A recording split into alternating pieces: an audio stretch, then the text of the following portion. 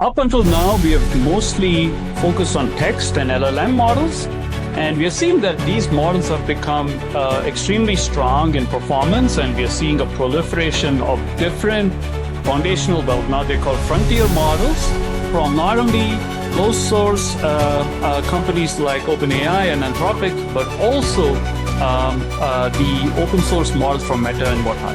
I think you should look at how you can leverage your existing infrastructure to do more. The folks at DeepSeek have done an excellent job in kind of showcasing the way for us. Necessity drove innovation in China because they had a scarcity of GPU resources. So they literally maximized in terms of what they can do in terms of training and inference with what they currently have. 2025 is a really exciting year if you are in the enterprise AI space.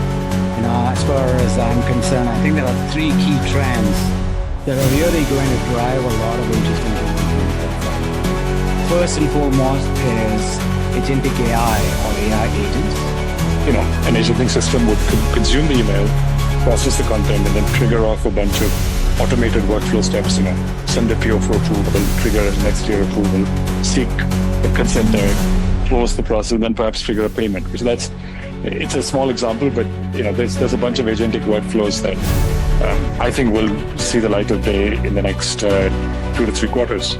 Things that we should watch out is a lot of people jump into conclusion that if the context window grows and you don't need a lot of good engineering, you don't need to do your information retrieval well, those things really matter still. So my advice or my recommendation